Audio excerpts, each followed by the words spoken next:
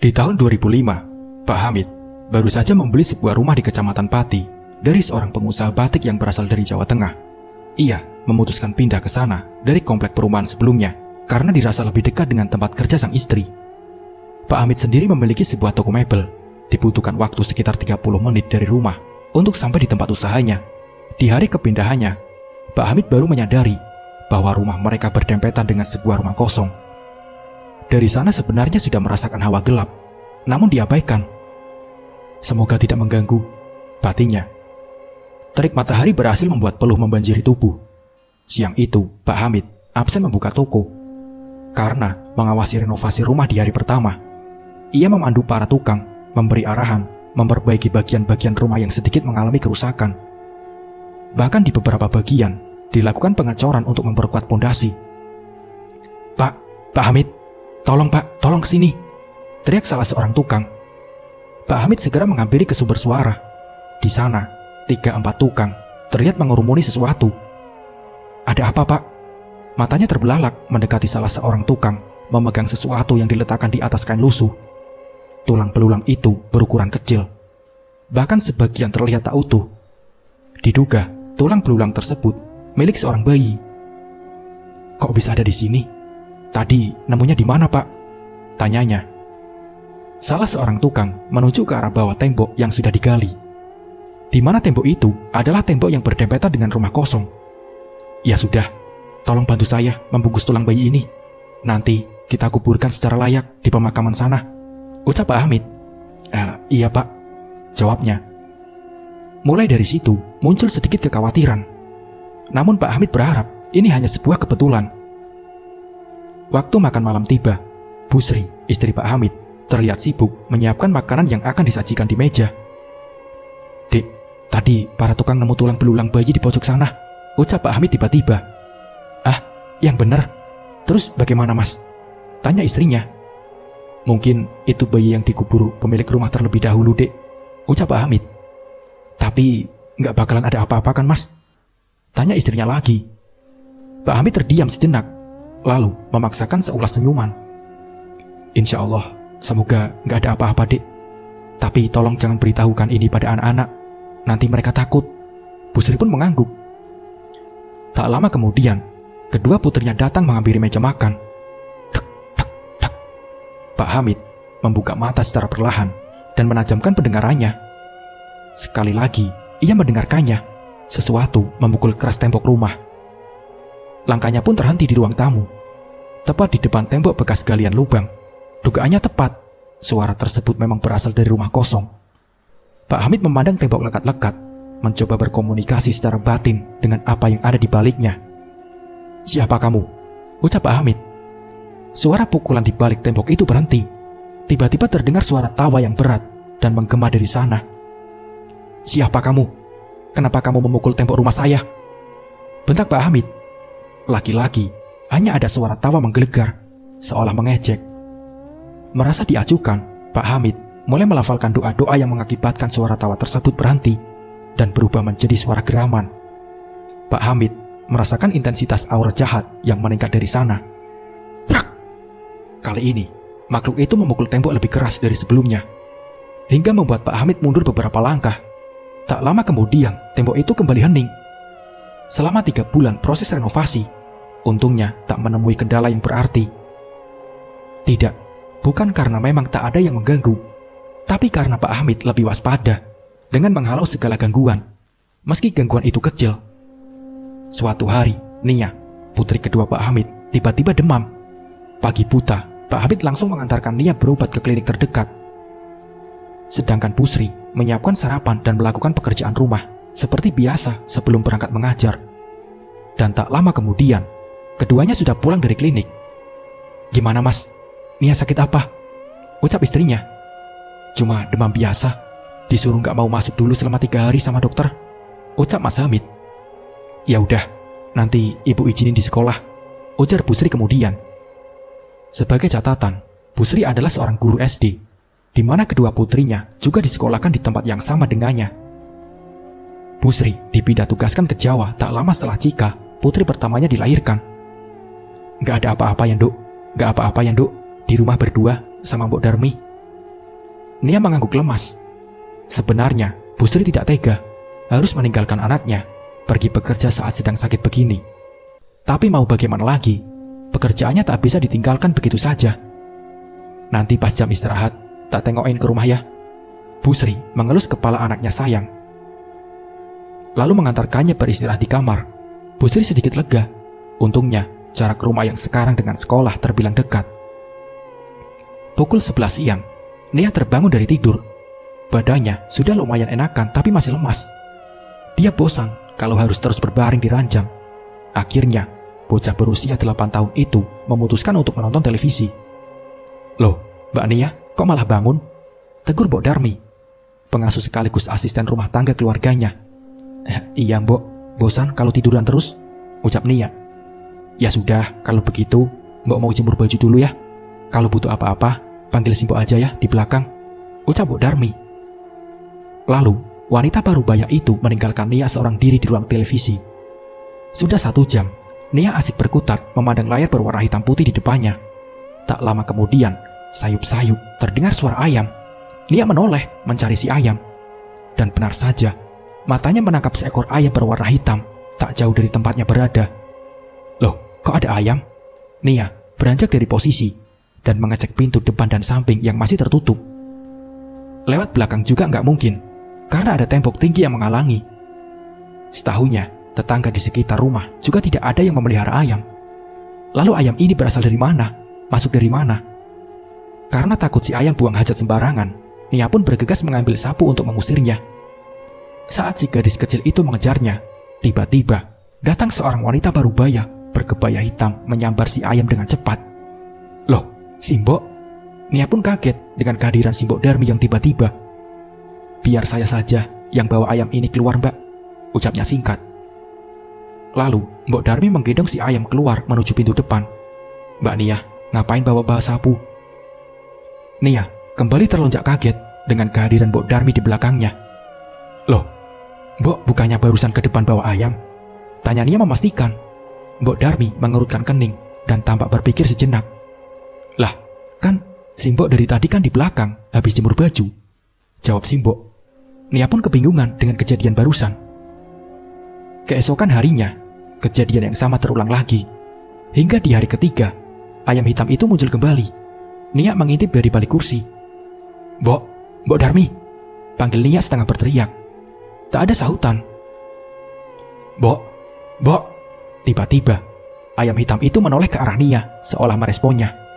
Nia mengawati si ayam penuh seksama. Bulunya berwarna hitam legam. Jambul juga berwarna hitam, bukan merah seperti jambul ayam pada umumnya. Kepalanya berkali-kali mengedek ke kanan dan ke kiri. Sembari melangkah maju, Nia semakin menyembunyikan diri di balik kursi.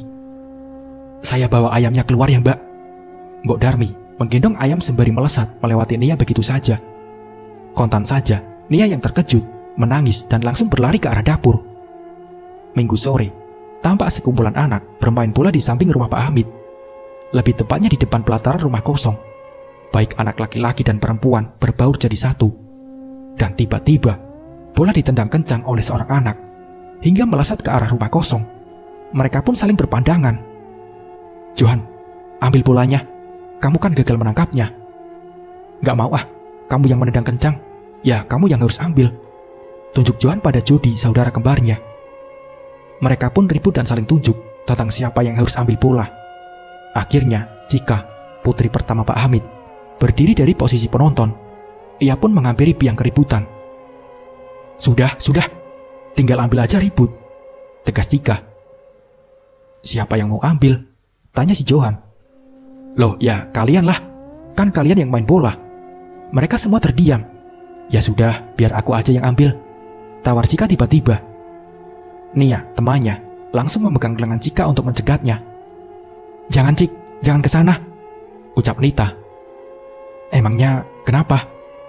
Itu, Nita membisiki telinga Cika. "Rumah itu angker, Cik." Lalu, Cika pun mengerutkan kening. Sudah hampir setengah tahun ia menempati sebuah rumah kosong, namun tak mendapati keganjalan apapun dari sana. Masa sih?" "Iya, apalagi banyak orang yang sering lihat kaki buntung di sana," bisik Nita sambil melirik ke arah bola yang menghilang di samping rumah kosong. Cika berdecak. Gak mungkin lah, lagian ini masih terang kok, masa iya ada setan? Ucap Cika. Ya sudah, terserah kamu saja. Cika pun mulai berjalan seorang diri ke arah rumah kosong, sembari sedikit memikirkan ucapan Rita. Kini, ia sudah sampai di samping rumah, di mana sekitarnya ditumbuhi rumput gajah yang tingginya sudah hampir selutut. Rumput-rumput tersebut benar-benar menghalangi penglihatan. Akhirnya, Cika memutuskan memungut sebuah ranting panjang, di mana ranting tersebut akan digunakan untuk menyibak-nyibakkan rumput, agar lebih mudah menemukan bola. Hingga pandangan mata menangkap sebuah objek berwarna kuning, menyumbul di balik rerumputan. Nah, itu bolanya. Cika berjalan ke arah belakang rumah. Saat akan mengambil, matanya menangkap objek yang lain. Jantungnya berdegup kencang, manakala kornea mata menangkap sepasang kaki berdiri tegak di depan bola. Hanya saja, itu sepasang kaki tanpa badan. Kaki buntung, dari ujung jari hingga sendi kaki saja. Kaki itu tak bergerak. Dengan hati-hati, Cika mulai membungkuk mengambil bola. Srek, srek. Spontan, Cika menoleh kosong. Hanya rimbunan semak. Matanya kembali ke arah posisi tadi. Namun, kaki buntung itu sudah menghilang. Tanpa menunggu lagi, Cika langsung berlari sekencang-kencangnya meninggalkan tempat tersebut. Di lain tempat, Pak Hamid terdiam mematung, memandangi rumah kosong itu dari kejauhan. Matanya memicing, mencoba menembus ke dalam. Bertanya-tanya, misteri apa yang tersembunyi di baliknya. Dari mata batin, ia hanya melihat sekumpulan makhluk-makhluk tak kasat mata, tingkat menengah berseliweran. Seperti apa yang terdapat pada tempat tak berpenghuni biasa. Tapi, kenapa auranya terasa jahat dan pekat sekali? Sekilas, tercium bau anyir. Hanya saja, tertutup dengan bau yang lain. Seperti aroma menyan berbaur dengan wangi melati yang menyengat. Entahlah, yang jadi masalah, energi negatif dari rumah kosong itu sering berseliweran juga ke rumah, hingga mengakibatkan gesekan energi yang cukup kuat antar dimensi. Hal itu membuat hawa rumah menjadi panas. Tak jarang, kedua putrinya juga terkena imbas. Cika dan Nia jadi sering sakit-sakitan. Padahal Pak Hamid hampir setiap hari membersihkan energi-energi negatif itu dari rumah. Bahkan sekarang, ia jadi jarang ke masjid, karena lebih memilih mengajak keluarga kecilnya berjamaah di rumah saja. Awal mula kekhawatiran muncul ketika ia mendapat laporan dari Nia, anak keduanya, tentang kemunculan ayam dan Mbok Darmi yang menjadi dua. Setelah kejadian itu, demamnya makin menjadi karena ada energi negatif yang masih menempel pada Nia. Mau tidak mau, Pak Hamid meruat Nia tiap malam dengan membacakan ayat kursi 7 kali, lalu ditiupkan di ubun-ubun. Masalah kedua muncul setelah Cika juga melapor melihat kaki buntung di belakang rumah kosong. Malamnya, Cika ketakutan dan selalu terbayang-bayang melihat kaki buntung itu. Belum lagi yang katanya Mbok Darmi sering diganggu dengan kejadian berkakas yang tiba-tiba hilang atau berpindah tempat. Tak hanya Mbok Darmi, tapi seisi rumah juga pernah dikerjai dengan hal serupa. Pak Hamid, kok ngelamun sendiri di sini? Awas, kesambet loh. Tegur Pak Rejo, salah satu warga komplek. Ya iya Pak, enggak. Cuma lagi ngamati rumah kosong sebelah rumah saya Pak, ucap Pak Hamid. Pak Rejo melihat rumah yang dituju Pak Hamid bergidik ngeri. Emang rumah itu angker ya Pak? Ucap Pak Rejo. Ya maklum Pak, namanya juga rumah kosong, jawab Pak Hamid mengulas senyum. Bapak nggak takut apa? Nggak pernah diganggu apa-apa gitu? Tanya Pak Rejo. Pak Hamid menggeleng pura-pura tak tahu. Gini Pak Hamid, bukannya saya menakut-nakuti atau gimana. Ini supaya lebih berhati-hati saja. Pak Rejo kembali melanjutkan ceritanya. Jadi gini, rumah itu lebih dari 10 tahun gak ditempatin Pak. Warga sering melihat penampakan di sini, ucap Pak Rejo. Oh ya? Jawab Pak Hamid. Iya Pak, ada yang pernah melihat kaki buntung di belakang atau di pekarangan rumah. Ada yang melihat pocong.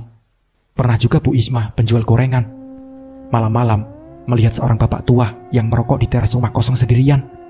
Dikira memang orang pikun karena perawakannya sudah tua sekali. Pas mau disamperin, hilang. Orang-orang juga sering melihat wanita berpakaian putih Pak, tampak berjalan mondar-mandir di balik jendela, ucap Pak Rejo. Wah, ramai juga ya Pak, canda Pak Hamid. Iya Pak, ngeri. Pernah ada satu kejadian, ada maling yang malam itu dikejar oleh para peronda. Nah, 2 orang maling tersebut ternyata bersembunyi di sana. Tak ada seorang pun yang tahu. Pagi-pagi, Mereka berdua ditemukan tergeletak begitu saja di depan rumah kosong itu, Pak, ucap Pak Rejo. Terus bagaimana? Tanya Pak Hamid. Saat ditemukan, kondisi mereka cukup menyedihkan, Pak. Salah satunya bibirnya miring ke kanan, tidak bisa balik. Yang satu nggak bisa melihat, Pak. Tapi masih hidup? Tanya Pak Hamid. Ya, masih hidup, Pak. Lalu didatangkan orang pintar. Kata orang pintarnya, memang mereka habis dikerjain si penunggu rumah. Kemudian disembuhkan kedua-duanya sama si orang pintar, ucap Pak Rejo. Sebelum dibawa ke kantor polisi, kedua maling itu diinterogasi oleh warga. Mereka pun menceritakan saat bersembunyi di rumah kosong, mereka mengalami hal yang mengerikan, Pak. Puncaknya ada sesuatu tak kasat mata, menamparnya keras sekali. Nah, orang yang satu lagi langsung dicolok kedua matanya dengan sesuatu yang panas. Makanya tidak bisa melihat apa-apa, Pak, ucap Pak Rejo. Pak Hamid pun mengangguk, mengerti mendengar cerita Pak Rejo. Iya, satu lagi, Pak. Kata yang sering lewat sini, mereka sering mendengar bayi yang menangis. Pak Hamid mengerutkan dahi. Apa? Bayi? Tanya Pak Hamid. Malam itu, Bu Sri harus tidur sendirian, karena Pak Hamid tidak pulang. Kalau sudah ada bisnis maklar, memang Pak Hamid bisa tidak pulang beberapa hari. Pak Hamid sendiri juga menyambi profesi jadi maklar selain usaha toko. Bidangnya pun macam-macam. Kadang menangani jual beli bawang, jual beli tanah, kendaraan bermotor, barang antik, dan lain-lain. Pak Hamid memang tipe pekerja keras, tak mau mengandalkan satu penghasilan saja selama masih mampu. Prinsipnya, jika kita punya 9 pintu rezeki, mengapa tidak kita buka ke 9 pintunya? Meskipun berasal dari keluarga berada dengan warisan tanah di mana-mana, Pak Hamid tidak jumawa bermanja-manja. Karena sejak kecil sudah dididik keras dengan pola hidup susah. Waktu sudah menunjukkan pukul 10 malam. Bu Sri juga sudah mengecek kondisi anak-anak yang terlelap di kamar. Ini waktunya rehat. Bu Sri mulai merebahkan tubuh di atas kasur. Baru sejenak memejamkan mata, lalu membuka mata kembali karena merasa ada sesuatu yang berat menindihnya. Dan benar saja, ada sesosok wanita berpakaian putih lusuh berdiri di atas dada. Rambutnya panjang, sebagian menutup wajah. Menunduk menatap Bu Sri dengan mata tanpa kornea. Wajahnya rusak dengan mulut menganga lebar. Bu Sri pun kaget bukan main. Berusaha bergerak namun tidak bisa. Bahkan ujung jari pun susah digerakkan. Wanita itu makin kuat menindih sampai Bu Sri tak bisa bernapas. Paru-parunya seolah terhimpit, tertutup tanpa udara. Nafasnya tersengal-sengal. Ingin sekali berteriak namun tidak bisa. Bahkan melafalkan doa-doa pun tak mampu berkata. Bu Sri pun mengucap istighfar dalam hati dengan terbata-bata. Entah saat itu, rasanya berada di ambang hidup dan mati. Makin lama udara yang dihirup tak ada lagi. Mak, Nia, tidur sini ya, ucap Nia. Bu Sri terbangun dengan nafas tersengal-sengal. Sebisa mungkin, ia menutup udara sebanyak-banyaknya. Tak mau kehilangan oksigen lagi. Badannya dingin, namun berkeringat. Ia menoleh memeluk Nia. Nia pun terheran-heran menatap kondisi ibunya, seperti orang yang habis lari maraton berkilo-kilometer. Makasih, Nak. Makasih, ucap Bu Sri terbata-bata. Benar, Bu Sri baru saja mengalami ketindihan. Untung saja, Nia saat itu datang ke kamarnya dan menyentuh tangannya, yang akhirnya bisa membuat Bu Sri bergerak lagi. Gerimis hujan terdengar turun. Tetesan airnya berdetik jatuh ke atap rumah, menghasilkan irama rintik di sekitarnya. Udara menjadi semakin dingin, berhasil menyeruak masuk ke dalam rumah. Bersamaan dengan itu, Bu Sri kembali harus berhadapan dengan sosok wanita berwajah rusak. Kali ini, wanita itu jongkok dan semakin mendekatkan wajah. Dari mulutnya yang menganga, keluar lendir hitam dengan bau menyengat. Lagi, dadanya dihimpit kuat-kuat.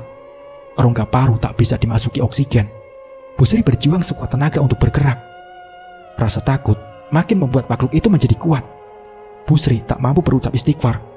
Hanya satu kata yang berhasil ia gumamkan dengan susah payah. Allah.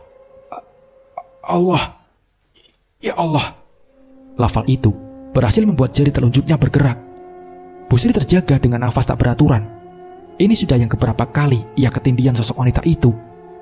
Tiap suaminya tidak tidur di rumah, Pak Hamid selalu menyarankan untuk berwudu sebelum tidur. Jangan sampai lupa berdoa. Tapi namanya juga manusia, lupa pasti pernah menginggapinya. Di saat lengah seperti itu, Bu Sri pasti mengalami ketindihan. dan makhluk yang menindihnya selalu sama, sosok wanita berwajah rusak. "Mas, gimana ini? Aku sering ketindihan wanita berwajah rusak. Stres aku mas lama-lama. Mengejar sampai nggak bisa konsen," keluh Busri pada suaminya. Matanya berkaca-kaca. Pak Hamid memandang istrinya tak tega. Bukan tak pernah berbuat apa-apa, Pak Hamid sendiri susah menemukan keberadaan wanita berwajah rusak itu. Setiap berada di rumah, dicari, bahkan dipancing pun sosok itu tak berani menampakkan diri. Tapi kenapa malah mengganggu istrinya terus-menerus? Pak Hamid mulai kesal. 3 minggu setelahnya, Pak Hamid kembali pamit tidak pulang selama 2 hari karena harus pergi kulak barang mebel di daerah Jepara.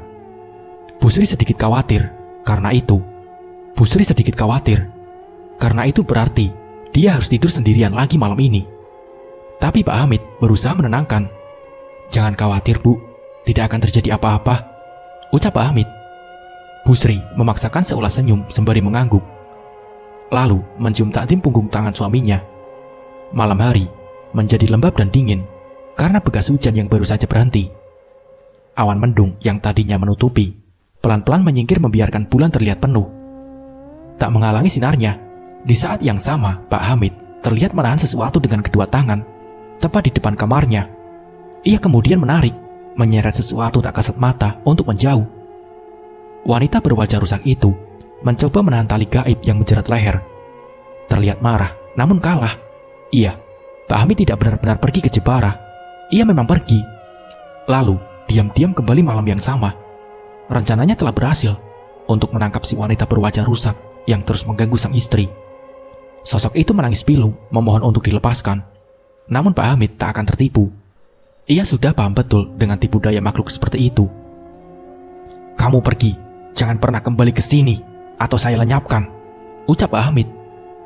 Sosok menangis, lalu tertawa melengking setelahnya. Jangan, gak mau. Saya suka istrimu, baunya enak," ucap sosok itu. "Ya sudah, berarti saya lenyapkan saja kamu," bentak Pak Hamid pada sosok itu. Pak Hamid mulai melafalkan doa-doa.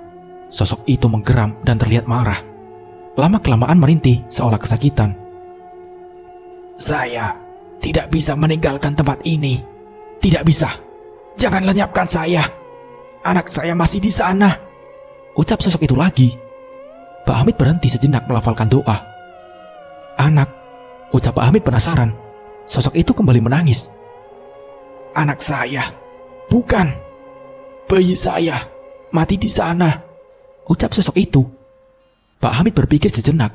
Mungkin ini saatnya mencari tahu, meski ia tidak akan sepenuhnya mempercayai sosok itu. "Kamu penghuni lama di rumah kosong itu bukan? Ceritakan apa yang ada di sana," tanya Pak Hamid. Sosok berwajah rusak itu terdiam, seolah ketakutan. "Saya tidak bisa bilang," jawab sosok itu. "Memang kenapa? Hah?" bentak Pak Hamid. "Saya tidak bisa. Tapi saya akan menceritakan tentang apa yang terjadi pada saya dan bayi saya," ucap sosok itu.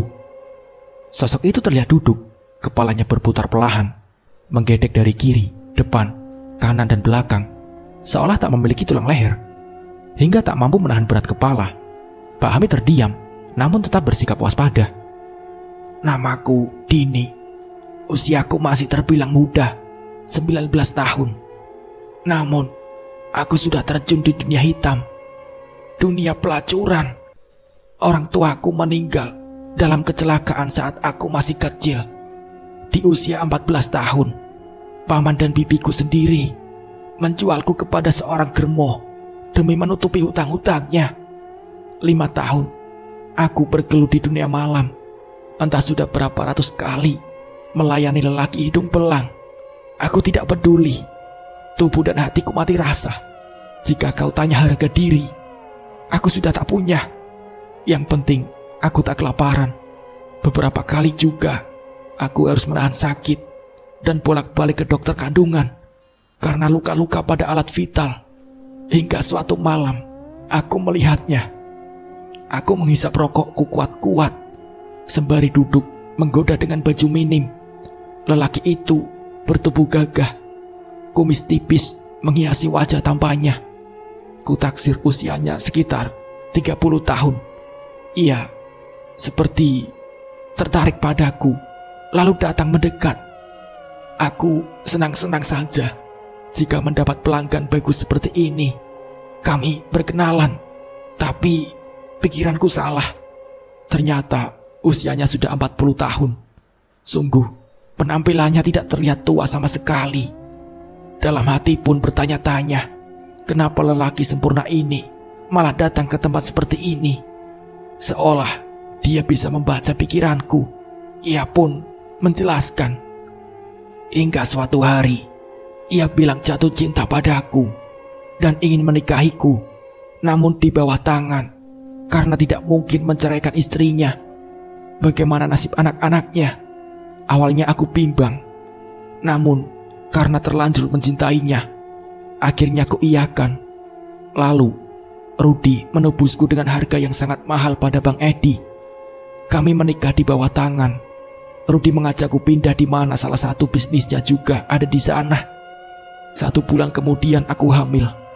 Suamiku Rudi bahagia sekali mengetahui kabar itu. Semenjak mengetahui berita kehamilanku, Rudi jadi lebih sering mengunjungiku. Biasanya hanya 2 minggu sekali, tapi sekarang bisa 3 hari atau paling lama seminggu sekali. Aku tak pernah membayangkan akan bisa hidup bahagia dan senormal ini. Memasuki bulan ke-9, 2 minggu, aku mengalami pembukaan pertama. Kami ke rumah sakit untuk memeriksakan kandungan. Dokter bilang, mungkin tak sampai 24 jam aku akan melahirkan. Beralih ke sudut pandang Dini, Rudi sedikit terkejut. Dokter menyuruh rawat inap, namun Rudi menolak. Akhirnya, kami pulang dengan 1000 pertanyaan di kepalaku. Saat sampai di rumah, ia menyuruh pembantu kami mengemasi barang-barangku untuk persiapan kelahiran. Kulihat dia menuju ke pesawat telepon dan menelpon seseorang. Aku tak bisa mendengar jelas apa yang dibicarakan, karena tiba-tiba saja aku merasakan kontraksi. Mobil kami melaju menuju keluar kota. Aku terdiam, tak ingin melontarkan pertanyaan. Melihat ekspresi suamiku yang juga lebih banyak diam, tibalah kami di sebuah rumah yang ada di pinggiran kota. Rumahnya cukup besar dan memiliki pekarangan yang luas. Di sekelilingnya ditumbuhi pohon mahoni yang cukup rindang. "Ini di mana, Mas?" tanyaku saat menuruni mobil. "Kamu akan melahirkan di sini," jawabnya singkat. Seraya menyuruh sopir mengangkat seluruh barangku dari bagasi. Di depan rumah, ternyata kami sudah disambut beberapa orang. 2 orang berpawakan ibu-ibu dan 3 orang laki-laki bertubuh besar seperti preman. Salah satunya memiliki penampilan seperti dukun, memakai baju hitam longgar dengan ikat kepala berwarna senada. Aku semakin curiga. Malamnya, aku mengalami kontraksi yang sangat hebat, lebih dari kontraksi sebelumnya. Seorang ibu-ibu yang kutaksir dukun bayi mulai memeriksaku. "Sudah waktunya," ucapnya pada Pak Rudi. Aku menjerit kesakitan dan menahan tangan suamiku. "Mas, tolong temani. Jangan tinggalkan aku sendiri, Mas," ucapku. "Kamu tak sendirian. Ada Mbok Ijah dan Bu Yuyun yang menemani," ucapnya singkat. Sekilas, aku melihat senyum tipis yang mengerikan di bibirnya. Rudi melepas paksa tanganku dari tangannya. Aku menjerit. Pikiranku berkecamuk jadi satu, antara rasa sakit dan bingung. Entahlah, aku harus fokus melahirkan anak ini dengan selamat. Tibalah saatnya yang ditunggu-tunggu. Aku berhasil melahirkan bayi perempuan dengan selamat. Di sisa-sisa tenagaku, Mbok Ijah datang mendekat dan menunjukkan bayiku yang cantik. "Lihatlah, sepuas-puasnya sebelum aku membersihkannya," ucap Mbok Ijah misterius. Aku mengerutkan kening sejenak, lalu kembali memandang anakku penuh sayang. Tak lama kemudian, Mbok Ijah mengambil anakku. Aku tak bisa berbuat apa-apa, karena tubuhku terasa sangat lemah. Samar-samar, kulihat bayi perempuanku dibersihkan dan dimandikan dengan air bertabur bunga. Lalu, dibungkus dengan kain berwarna merah. Rudi mulai memasuki ruangan dan mengambil bayiku. Dia memandangku sekilas, lalu keluar bersama Mbok Ijah dan Bu Yuyun, meninggalkanku begitu saja. Aku benar-benar merasa aneh. Naluriku sebagai ibu menyuruhku untuk bergerak, memeriksa apa yang terjadi. Di sisa-sisa tenagaku dan rasa sakit yang luar biasa, Aku mencoba terbangun dari posisiku. Kulihat sisa darah masih menempel di sekitar kaki dan kasurku, belum dibersihkan sama sekali. Dengan tertatih, aku mencoba berjalan. Langkahku memaksa untuk segera keluar dari kamar. Baru kusadari, lampu listrik hanya menerangi kamar tempatku bersalin, sedangkan bagian lain dari seluruh ruangan dan lorong diterangi dengan lilin saja. Sayup-sayup, ku dengar suara bayi menangis. Ku jelajahi setiap sisi ruangan dan memeriksa setiap kamar. Hingga akhirnya, langkahku terhenti tepat di mana suara bayi menangis itu terdengar lantang. Aku menempelkan daun telinga pada pintu kayu jati di kamar itu, mencuri dengar dengan seksama apa yang ada di baliknya. Terdengar tangis bayi yang tersengal-sengal. Bersamaan dengan itu, samar ku dengar orang bergumam. Tidak, bukan bergumam, tapi seolah merapal mantra dengan bahasa Jawa. Apa yang sebenarnya terjadi? Apa itu suara bayiku? Tanyaku dalam hati. Mas Rudi, kamu di dalam bukan? Apa itu suara bayi kita? Karena tak ada respon, aku mencoba membuka engsel pintu, namun gagal. Seolah ada yang menahan. Aku yakin bayiku ada di dalam sana. Mas, buka mas. Apa yang kamu lakukan ke bayi kita? Aku mau lihat bayiku, mas. Air mataku merembes. Ada yang salah di dalam sana. Perasaanku benar-benar tidak enak. Aku terus berusaha membuka pintu, bahkan menggedor-gedor sekuat tenaga. Tak merasa putus asa, ku cari sesuatu itu untuk membuka paksa. Aku berjalan menyeret sedikit kaki-kakiku, menelusuri ruang demi ruang, meski dengan pandangan sedikit buram. Karena tangis dan pencahayaan tamaram, kuusap kedua mataku yang basah, lalu kutangkap sepasang kapak yang menempel di dinding sebagai pajangan. Kuseret sebuah kursi, menaikinya, mengambilnya berjinjit dengan susah, karena posisi yang cukup tinggi. Sayupku dengar suara tangis bayiku yang makin kencang. Kuabaikan rasa sakit di kedua selekangan. Akhirnya, aku bisa menggapainya, meskipun kapak itu hampir terlepas dari genggaman dan hampir mengenai jari kakiku. Lalu kupaksa langkah kakiku meski tertatih. Tanpa menunggu, sontak kuayunkan kapak ke gagang pintu.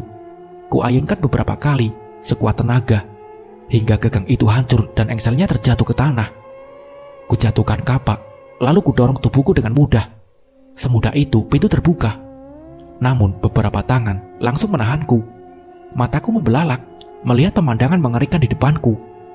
Apa yang kulihat adalah seluruh ruangan yang ditutupi kain berwarna merah di seluruh dindingnya. Di salah satu tembok tergantung sebuah kepala kerbau hitam bertanduk besar, lengkap dengan sebuah meja yang mana di atasnya ditaruh dupa, pot menyan, keris, bunga, dan lain-lainnya. Kamar ini sebuah kamar ritual. Bayiku diletakkan di atas pelepah daun pisang, di atas sebuah batu berbentuk balok, seperti batu persembahan. Di dekatnya, kulihat seseorang pria parubaya berpakaian hitam sedang merapalkan sesuatu dari mulutnya.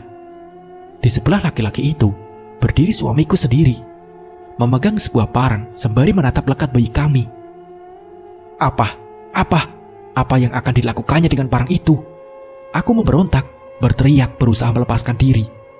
Namun yang memegangiku dua lelaki bertubuh besar. Tenagaku kalah dengan mereka. Iya, mereka adalah preman yang tadi siang menyambutku. Rudi menyerahkan parang pada lelaki berbaju hitam itu. Lalu yang kuduga adalah seorang dukun mulai mengangkat parang. Tepat di belakangnya, kulihat bayangan tinggi hitam besar. Besar sekali, hingga tingginya mencapai batas atap rumah. Aku mendongak, semua terjadi begitu cepat. Parang itu terayun, membelah leher bayiku dengan mudah. Kepalanya menggelinding tepat di bawah kakiku. Tubuh kecilnya sempat menggelinjang sepersekian detik hingga tak bergerak lagi. Darah mengucur perlahan, keluar dari nadi leher kecil yang terputus itu. Aku berteriak, meraung, berharap semua yang kusaksikan ini hanya mimpi. Kulihat Rudi menempelkan telapak tangannya pada darah bayi yang masih mengalir. Ia pun mengusapkan darah itu ke wajahnya secara perlahan. Aku tak mampu berkata apa-apa. Di saat yang sama, sesuatu bergejolak hebat dari lambung. Spontan, ku keluarkan semua isi dalam perut. Lalu apa yang kulihat kemudian adalah gelap seluruhnya. Jadi, kamu langsung mati saat itu? Belum. Lalu, matinya kenapa? depresi, lalu gantung diri. Lalu, di mana Rudi sekarang? Apa yang terjadi dengannya? Apakah dia masih hidup? Tiba-tiba, atmosfer seluruh ruangan turun hingga suhu terendah. Dini menggeram. Cari tahu saja sendiri, ucap sosok itu. Sosok Dini pun berubah makin samar, kemudian menghilang. Pak Hamid menoleh ke sana kemari mencari keberadaannya. Sial, dia melarikan diri rupanya, ucap Pak Hamid. Baiklah, akan saya cari tahu sendiri. Paling tidak, saya mendapat sedikit petunjuk, ucap Pak Hamid. Sudah 1 bulan, Bu Sri akhirnya tak pernah ketidian lagi. Namun bukan berarti gangguan yang lain ikut berhenti. Selain mendapat gangguan tak kasat mata, keluarga Pak Hamid sendiri merasa tak aman dengan lingkungan sekitar. Dikarenakan kompleks perumahan Gang Arjuno saat itu sering terjadi pencurian, serta preman-preman yang berkeliaran di kala malam. Pak Hamid pun memutuskan untuk membangun rumah di belakang toko mebelnya. Namun pembangunan juga membutuhkan waktu yang tidak sebentar. Tidak mungkin juga membiarkan keluarganya terus-terusan hidup tak tenang. Satu alasan yang cukup kuat membuatnya mencari tahu tentang rumah kosong agar dapat memindahkan para penghuninya yang cukup mengganggu sekitar. Tapi bukan perkara mudah. Tentu saja, Pak Hamid tak mampu mengatasinya sendiri. Dia butuh bantuan. Di suatu sore, Pak Hamid bertemu dengan seorang teman. Teman itu datang dari sebuah perjalanan. Teman yang bersedia memenuhi undangan Pak Hamid jauh-jauh hari sebelumnya. Pak Hamid melambai pada seorang lelaki berusia hampir setengah abad yang tampak menenteng sebuah tas. Pak Rusdi namanya. Pak Hamid mengajaknya masuk ke sebuah warung kopi tak jauh dari rumahnya. Kali ini ada apa lagi? Tanya Pak Rusdi di sela-sela menikmati hisapan rokoknya. Tampak asap mengepul di sekitar wajah Pak Hamid. Namun, ia terlihat tak terganggu sama sekali. Aku butuh bantuanmu untuk memindahkan penghuni yang ada di sebelah rumahku karena mengganggu sekali, ucap Pak Hamid. Sulit sekali kah sampai kamu tidak bisa memindahkan sendiri? Ucap Pak Rusdi. Susah karena bekas tumbal. Ilmuku belum setinggi itu, Pak Rusdi berdecak, lalu menyesap kopi hitamnya. Alah, pakai saja ilmumu, dijamin kuat, bahkan bisa menghabisi raja-rajanya. Pak Hamid terdiam. Gak mau Rus, terlalu sulit, terlanjur bau darah, resikonya terlalu besar. Tapi kalau kamu bisa mengendalikan, bisa sakti sekali, ucap Pak Rusdi. Rus, aku hanya menganggap itu pusaka peninggalan turun-temurun dari nenek moyangku. Tak akan kugunakan, hanya aku rawat saja. Sirik nanti jadinya, ucap Pak Hamid. Iya, aku bantu. Kayak sama siapa saja sih. Aku cuma bercanda. Ya sudah, kasih tahu yang mana rumahnya. Mau aku lihat dulu, ucap Pak Rusdi. Pak Hamid menyunggingkan seolah senyum. Tak lama kemudian, keduanya sampai di depan rumah kosong. Pak Rusdi tampak menilik menatap rumah tersebut. Sial, kamu kok gak bilang kalau isinya kayak gini, ucap Pak Rusdi. Kenapa Rus? Ucap Pak Hamid. Ini baunya terlalu parah. Rumah ini sudah memakan tumbal sebanyak apa, ucap Pak Rusdi. Rusdi memejamkan mata sejenak. 5 menit kemudian, ia kembali membuka kelopak mata dan menghela nafas panjang. Cari tempat yang enak buat ngobrol, Ham, ucap Pak Rusdi. Ya sudah, ayo langsung masuk ke rumah saja, jawab Pak Hamid. Ujung mata Pak Rusdi tampak melirik sesuatu. Jangan, balik lagi ke warkop tadi saja, ucap Pak Rusdi. Hamid yang tampak mengerti maksud Pak Rusdi mengajak temannya kembali ke warkop. Setelah sampai di warung kopi, Hamid dan Rusdi memilih meja di sisi pojok. Suasana warkop yang merangkap jadi warteg itu tampak terlihat lebih sepi dari sebelumnya. Mungkin karena senja semakin menenggelamkan diri bersiap digantikan petang. Rusdi kembali menggumamkan sesuatu. Sudah aman, biar gak ada yang nguping, ucap Rusdi. Pak Hamid pun tersenyum tipis. Ia sendiri juga menyadari sosok tak kasat mata yang sedari tadi mengikuti mereka. Sosok berwujud seperti tuyul, namun berwajah tua yang ada di belakangnya memang sudah tak tampak lagi. Rusdi mulai menceritakan apa yang dilihatnya. Pak Rusdi mulai menceritakan apa yang dilihatnya tadi ketika mereka sukma. Begini Ham, aku belum berhasil menemukan Raja Iblisnya yang makan tumbal bersembunyi sepertinya. Belum lagi dihadang sama anak buahnya, membuat aku semakin kesulitan. Caranya harus menemukan wadah iblis itu di sana, dikubur di dalam rumah kosong tersebut. Masalahnya, aku tidak tahu dikubur di sebelah mana. Malam ini, aku akan melakukan ritual agar berhasil menemukan si wadah ini, ucap Pak Rusdi. Kalau butuh apa-apa, kasih tahu aku, Rus. Aku usahakan untuk mendapatkannya, ucap Pak Hamid. Rusdi mengangguk pelan. Iya, carikan aku barang-barang ini saja, ucap Pak Rusdi. Pak Rusdi memberitahukan apa-apa yang harus dicarikan Pak Hamid. Pak Rusdi dan Pak Hamid adalah teman seperguruan. Pak Rusdi bisa dibilang orang pintar, namun bukan yang berilmu hitam. Dia memang lebih mendalami ilmu kebatinan daripada Pak Hamid sejak lama. Sedangkan Pak Hamid mempelajari ilmu kebatinannya hanya sebagai tameng saja. Selain karena alma mater pondok juga. Besok aku kabari ya, ucap Pak Rusdi. Terus kamu nanti mau nginep di rumahku atau bagaimana, ucap Pak Hamid. Rusdi mengibaskan tangannya. Enggak lah, aku kan mau melakukan ritual.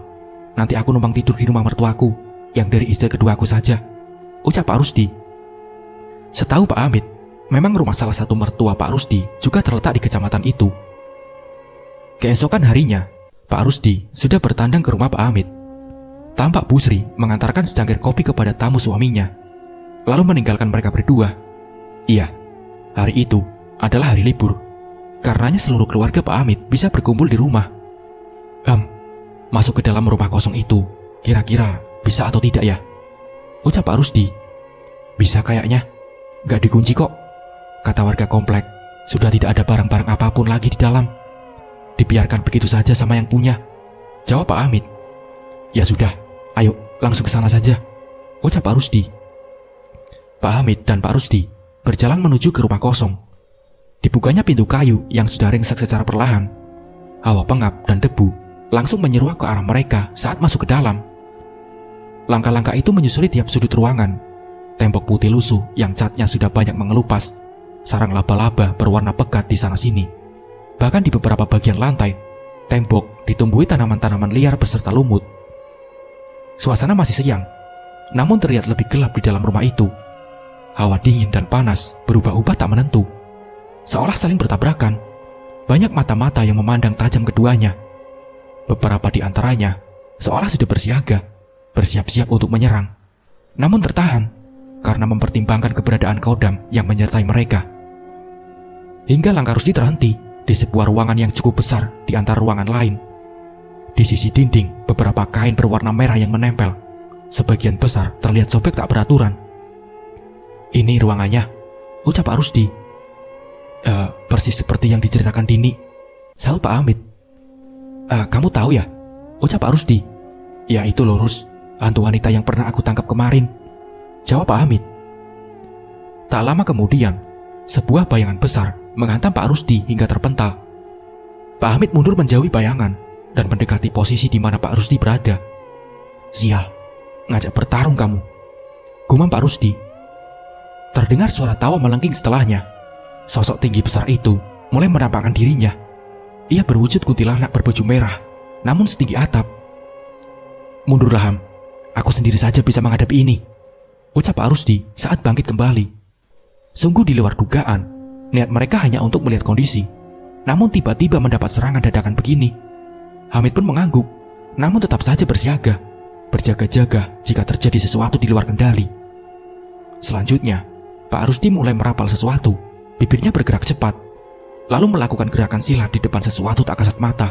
Pertarungan sengit pun tak dapat dihindari. Hal itu hanya bisa dilihat oleh orang yang memiliki kemampuan mata batin. Bahkan Pak Hamid sampai mundur keluar ruangan hanya untuk mengamati. Bulir-bulir keringat mulai mengalir membasahi dahi Pak Rusdi. Rus, kamu gak apa-apa? Tanya Pak Hamid setengah berteriak. Pak Rusdi melambaikan tangan memberi kode baik-baik saja. Entah bagaimana dan apa, setelahnya ia merapalkan mantra dan melakukan gerakan tangan yang seolah menekan sesuatu. Kuntilanak merah bertubuh tinggi itu tiba-tiba lenyap begitu saja. Sial, malah kabur. Padahal kurang sedikit lagi bisa tertangkap, ucap Pak Rusdi. Pak Hamid berjalan cepat menghampiri Pak Rusdi. Bagaimana Rus? Itu ya rajanya, ucap Pak Hamid.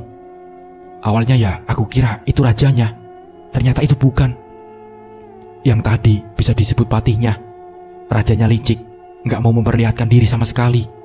Makanya harus melakukan ritual itu agar bisa menemukan lokasi persembunyiannya, ucap Pak Rusdi. Pak Hamid menepuk pundak temannya perlahan. Ya sudah Rus, ayo segera keluar dari sini. Paling tidak kita sudah tahu langkah selanjutnya, ucap Pak Hamid. Pak Hamid mengamati kondisi sekitar. Situasi yang sangat tidak menguntungkan jika mereka diserang. Mengingat kondisi Rusdi yang sudah kehabisan energi, Pak Hamid sendiri juga tidak mampu menghadapi makhluk sebanyak ini sendirian. Iya, jawab Rusdi kemudian.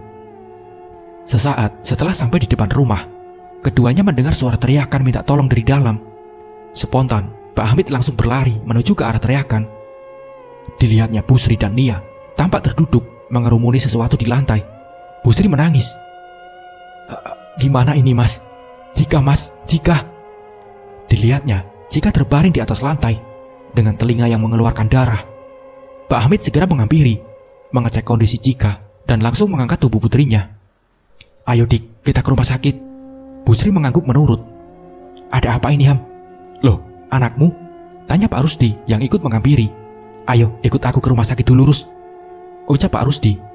Pak Hamid tetap berusaha bersikap tenang, meski raut khawatir masih tersirat menghinggapi wajahnya. Dengan bantuan salah satu tetangga yang mau meminjamkan mobil, akhirnya keluarga Pak Hamid berhasil mengantar Cika ke rumah sakit. Tak beberapa lama, mereka mendapatkan diagnosis yang cukup mengejutkan dari sang dokter. Maaf, pembuluh nadi bagian wajah sebelah kanan putri Bapak ada yang pecah, dan saraf di dekat telinga kanan sedikit mengalami kerusakan, ucap sang dokter. Lalu bagaimana cara penyembuhannya? Tanya Pak Hamid yang sudah tidak bisa menyembunyikan rasa khawatir lagi. Bapak tenang saja, masih bisa disembuhkan dengan operasi. Namun bukan di sini. Saya akan memberikan rujukan ke rumah sakit lain. Hanya dokter di sana yang bisa melakukan operasi tersebut, ucap sang dokter. Iya, lakukan apa saja yang terbaik untuk anak saya, Dok. Pak Hamid memberitahukan kondisi Cika pada Busri. Meski terlihat sok sesaat, Busri terlihat kembali tenang saat Pak Hamid juga memberitahukan solusinya. Tak lama kemudian, Pak Hamid berjalan mendekati Pak Rusdi di ruang tunggu tak jauh dari sana. Rus, ditunggu dulu ya. Kondisi anakku masih tidak memungkinkan. Iya, tidak apa-apa Ham. Kamu yang sabar ya. Nanti kabari lagi kalau memang sudah siap. Sekalian aku carikan hari untuk proses pemindahan. Iya Rus, terima kasih ya, jawab Pak Hamid kemudian. Setelah menjalani operasi bedah saraf, Cika dirawat intensif di rumah sakit selama beberapa hari. Untunglah, operasi berjalan lancar dan kondisi Cika semakin membaik. Namun hasil dari operasi tersebut menimbulkan bekas yang lain di wajah. Tim dokter pun menyarankan operasi plastik untuk menutupi bekas tersebut. Namun jika tidak dilakukan, akan benar-benar kelihatan jelas cacatnya. Di zaman itu, memang jarang sekali ditemui dokter bedah plastik. Untunglah, satu-satunya dokter bedah plastik yang ada di wilayah kota. Tempat rumah sakit tersebut ada. Jadi Pak Hamid tak perlu repot-repot mencari lagi dokternya. Iya, meskipun membutuhkan biaya yang tak sedikit, segala upaya akan diusahakan demi putrinya. Menjual sebagian petak sawah yang dimiliki pun tak apa. 2 bulan setelahnya, yakin sudah siap? Tanya Rusdi dari seberang pesawat telepon. Iya Rus, lebih cepat selesai lebih baik. Gangguannya lebih parah dari sebelumnya, ucap Pak Hamid. Ya jelas Ham, kan tempatnya kemarin habis kita usik. Salah satu efeknya jadi anakmu yang kena, ucap Pak Rusdi. Terdengar helaan nafas berat dari seberang. Iya Rus, tidak apa-apa. Mau bagaimana lagi? Salahku yang salah perhitungan, kurang berhati-hati, jawab Pak Hamid. Kebetulan aku sudah melakukan ritual beberapa hari sebelumnya. Aku sudah dapat harinya. 1 minggu lagi aku ke sana. Siapkan saja apa-apa yang aku minta kemarin, ucap Pak Rusdi. Iya Rus, baik, jawab Pak Hamid kemudian. 1 minggu setelahnya, tepatnya hari Kamis malam Jumat Legi, Pak Rusdi sudah sampai di kediaman Pak Hamid. Duduk dulu Rus. Rusdi pun mengempaskan diri di atas kursi tamu. Sebentar ya, aku mau mengantarkan keluargaku ke rumah kakek neneknya di dekat sini, ucap Pak Rusdi. Iya, santai Rus, jawab Pak Hamid. Sesaat setelah Pak Hamid meninggalkan Pak Rusdi sendirian, ia merasakan tensi suhu ruangan menjadi rendah. Seolah kedatangannya memang sudah diketahui oleh sosok-sosok tak kasat mata yang pernah ditemui di rumah kosong. Pak Rusdi tersenyum tipis sembari mengelus cincin batu akik bermata hijau di salah satu jari. baru kamu memperlihatkan diri di depanku sekarang. Tampak seorang wanita berwajah pucat, memakai baju terusan panjang berwarna putih, lusuh, berdiri kaku tak jauh dari tempatnya berada. Pak Rusdi melirik ke sisi luar. Hanya wanita itu yang berani menampakkan diri sedekat ini, sedangkan sosok lain menatapnya dari kejauhan saja. Kamu yang namanya Dini, wanita yang pernah diceritakan Hamid. Wanita itu menunduk, lalu mengangguk. Apa maumu? Tanya Pak Rusdi. Jangan usir kami. Biarkan kami tetap tinggal di sini, ucap sosok tersebut. Orang kalian sudah ganggu kesana kemari, bentak Pak Rusdi.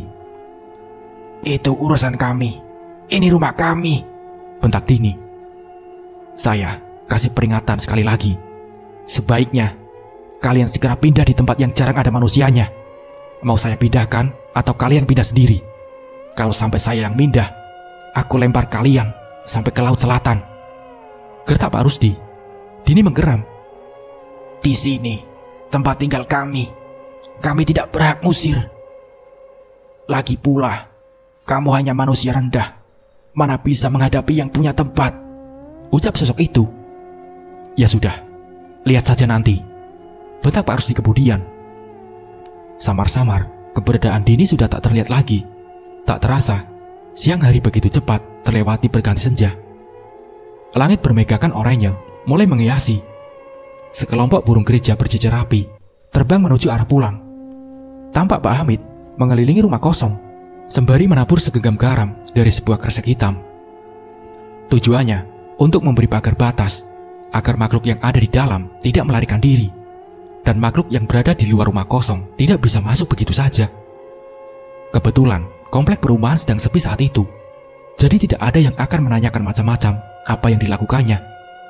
Dimulai habis isya ya? Tanya Pak Hamid setelah menabur garam, lalu menghampiri Pak Rusdi. Iya. Tepat pukul 8 malam, keduanya pun mulai bersiap-siap. Di saat yang sama, tiba-tiba terdengar suara gebrakan yang cukup keras dari dalam kamar Pak Hamid. Saya cek dulu, Rus. Pak Hamid membuka pintu kamar. Ternyata salah satu pintu lemari jatinya terbuka. Tampak sesuatu yang dibungkus kain mori tergeletak di atas lantai. Pak Hamid pun mengambilnya. Di dalamnya ada keris, sebuah keris hitam berukuran yang sedang bergetar hebat.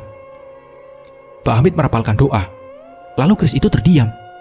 Ia pun kembali meletakkan ke dalam lemarinya. Saat berbalik dan akan keluar kamar, benda itu keluar dan terjatuh lagi. Pak Hamid mengembalikan sekali lagi, hingga sebanyak 3 kali. Akhirnya ia menghela nafas, sembari membawa keris berbungkus kain mori dalam genggaman. Aku membawa ini gak apa-apa. Dari tadi keluar terus dari lemari. Kalau tidak dibawa, pasti bakal buat kerisuan dengan yang lain, ucap Pak Hamid sambil mengeluarkan pusaka tersebut dari bungkus kain mori. Maksud dengan membuat kerisuan yang lain adalah membuat onar dengan pusaka-pusaka koleksinya dan peninggalan milik Pak Hamid yang lain, karena tiap pusaka selalu ada isinya. Kini mereka sudah berada di ruangan berdinding kain merah. Di dalam rumah kosong, Pak Hamid meletakkan sebuah petromak di tengah-tengah ruangan sebagai penerangan. Suasana dalam rumah begitu hening dan dingin. Pak Rusdi mengeluarkan barang-barang persiapannya dalam tas, mengeluarkan seikat tali putih, dan menyerahkannya kepada Pak Hamid. Ini ikatkan pada pintu, dari ujung yang satu ke ujung yang lainnya. Terserah mau diikatkan bagaimana, yang penting tak lepas, pinta Pak Rusdi. Setelah persiapan selesai, Pak Rusdi berdiri bersedekap, lalu memejamkan mata. Pak Hamid berdiri di belakangnya. Pak Hamid berdiri di belakangnya, melihat punggung Pak Rusdi, mengamati sekitar sambil berjaga. Pak Rusdi perlahan membuka mata. Angin dingin berembus pelan menerpa wajah.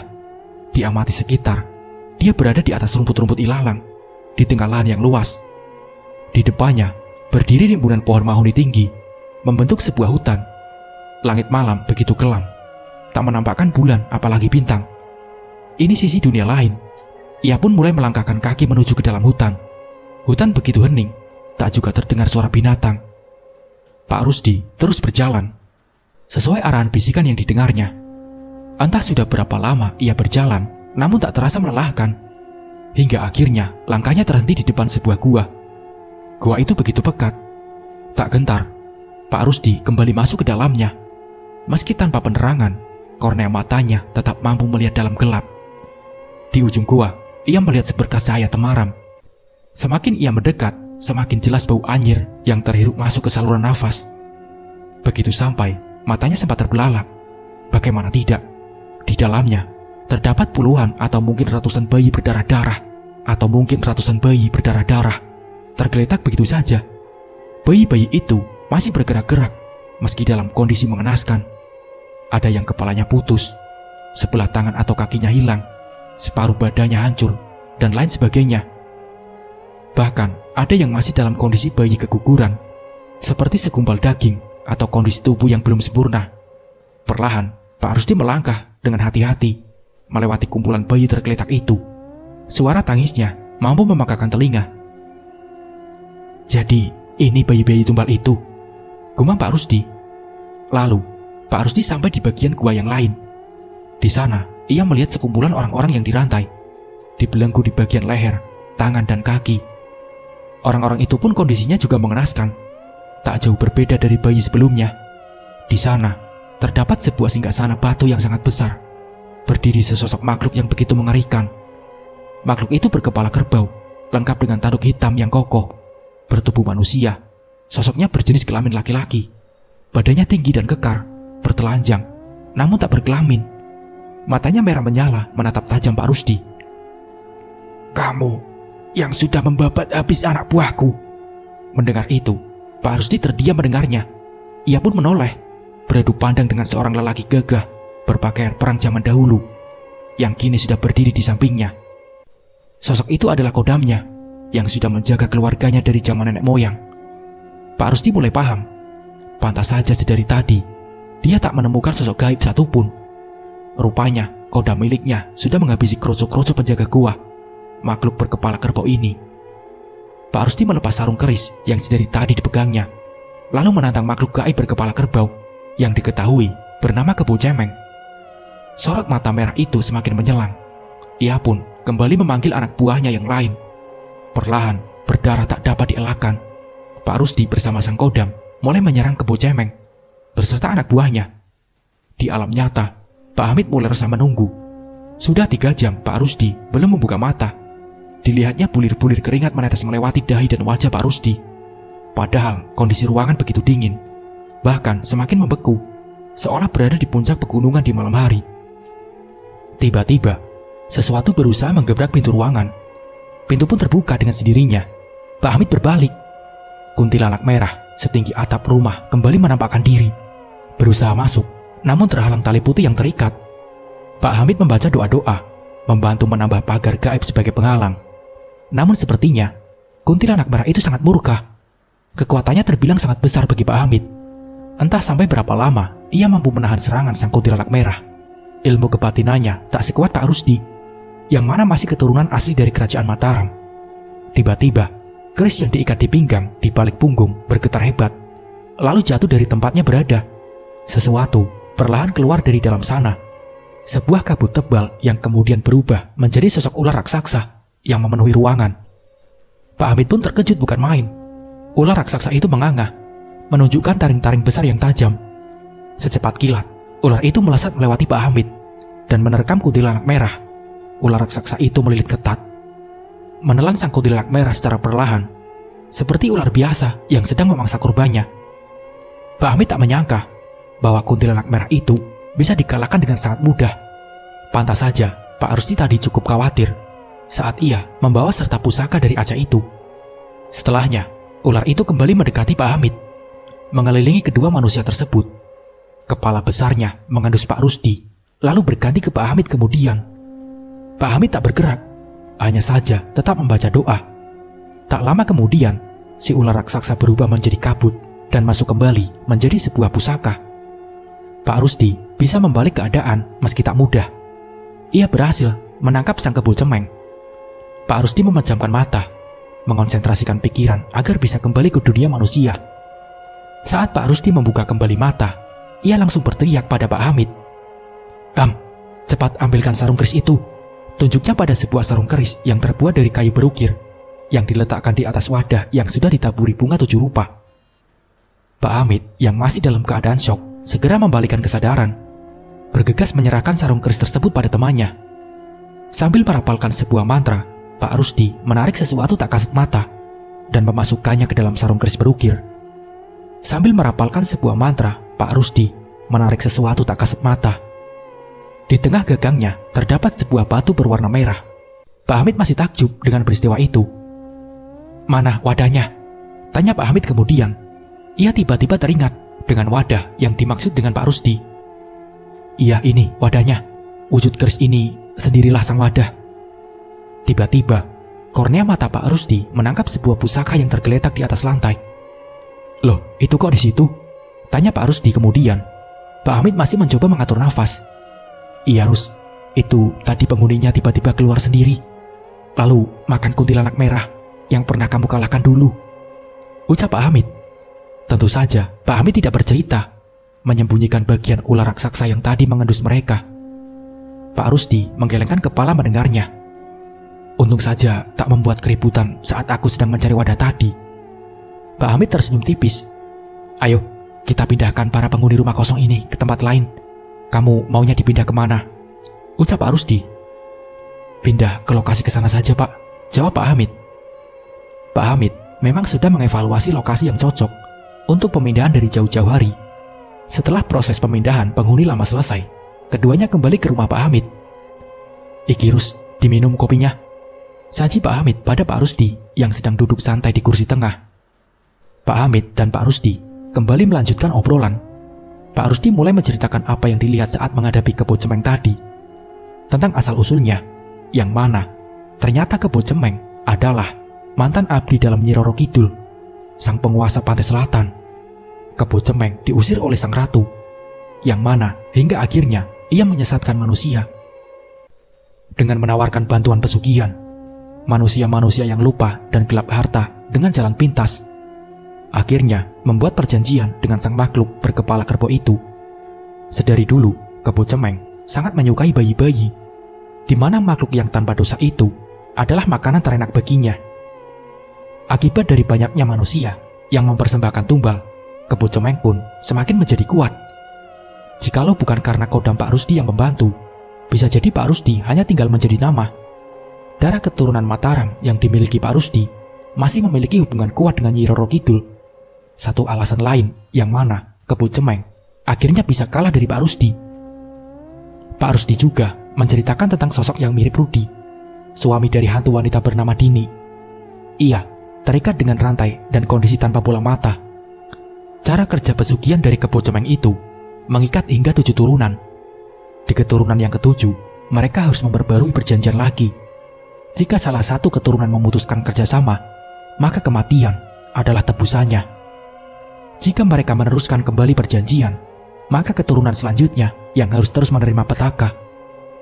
Pesugihan dari Kebo Cemeng tak hanya membuat kaya raya, tapi juga membuat sang pemilik perjanjian menjadi terlihat selalu muda dan mudah menarik perhatian orang sekitarnya.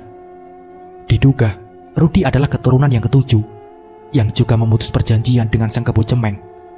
Itulah mengapa akhirnya ia berakhir menjadi budak sang iblis peminta tumbal. Manusia-manusia yang sudah membuat perjanjian dengan sang iblis, meskipun telah tiada, akan berakhir menjadi budak. Entah itu korin atau memang jiwanya, ada yang hilang. Mereka tak benar-benar mati. Entahlah, hanya Tuhan yang tahu. Keris Kebo Cemeng ini tak bawa ya, Ham. Saya amankan biar tidak ada korban lagi, ucap Pak Rusdi. Iya, Rus, bawa saja, jawab Pak Hamid lega. Di awal tahun, tepatnya tahun 2006, Pak Hamid beserta keluarga memutuskan menjual rumah sebelah rumah kosong tersebut dan pindah ke rumah baru yang sudah dibangun yang terletak di kecamatan sebelah. Rumah itu akhirnya dibeli oleh seseorang pensiunan polisi. Pak Hamid menyerahkan sebuah kunci pada seorang lelaki tua bertubuh tinggi di hadapannya. Semoga Bapak suka dengan rumahnya ya, ucap Pak Hamid ramah. Sebelum memasuki mobil pick-up yang mengangkut barang-barang pindahan terakhir miliknya, Pak Hamid berdiri menatap rumah kosong itu sekali lagi. Matanya menyipit saat mendapati seorang wanita berbaju putih, seperti menimbang-nimbang seorang bayi. Wanita berwajah pucat itu memandang Pak Hamid sembari tersenyum datar.